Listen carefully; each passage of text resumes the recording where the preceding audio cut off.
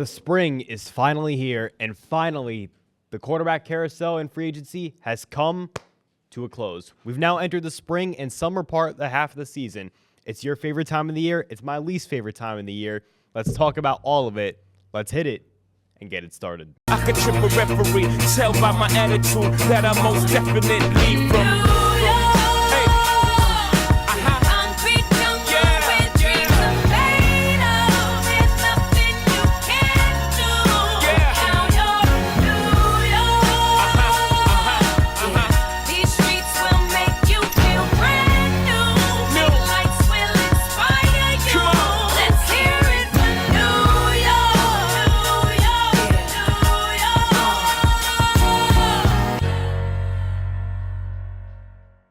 Okay, elephant in the room. Let's discuss it, shall we? So, I got a little bit of an apology to make here.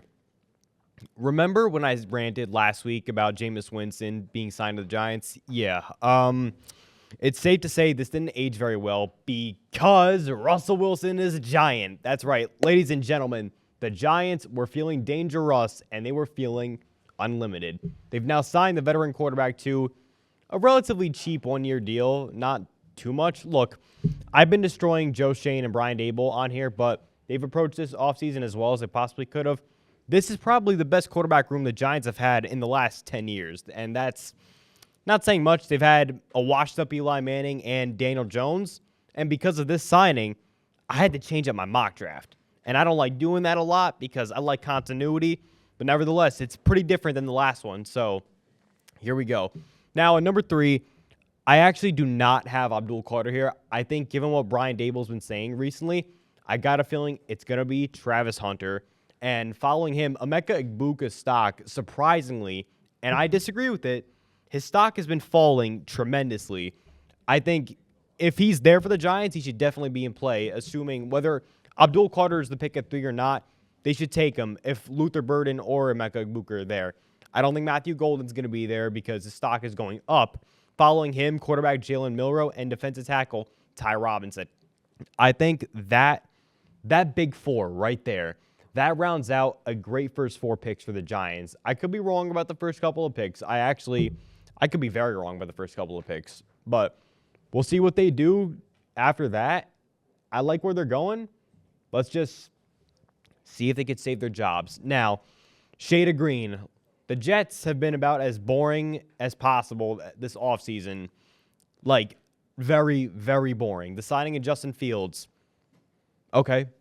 Yippee-ki-yay. So, before I bore all of you by talking about how bad the Jets are again, why don't I just jump straight into the mock draft? Let's go.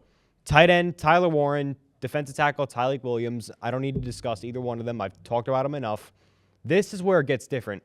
Right tackle, Ozzie Trapilo, the mastodon of Boston College, 6'8", 309 pounds. He just screams Philadelphia Eagle. But in this case, I believe it makes the most sense for him to be a Jet. Should Ariante Ursary and Josh Connerly Jr. not be there for gangrene of 42? This is a guy the Jets can find in the 3rd round. Wide receiver, Ty Felton. He could go to the 3rd round. He could drop to the 5th round. He reminds me, I should mention, he's from Maryland. He reminds me a lot of Puka Nacua from the Rams with his frame, his speed, broken tackle ability. He's got magnets on his hands, I'll tell you that. And it's definitely something to look at and acknowledge for a guy who's just been amazing in college just from a receiver perspective. And he could very well be a huge steal for this draft. A short one today, so on that note, that's going to do it for this episode. It's now spring. I'm not very fond of the spring. I'm more of a fall and winter person. But nevertheless, the chapter is starting to turn to another page in this book. So you have a fantastic rest of your day. And as always, same old Jets.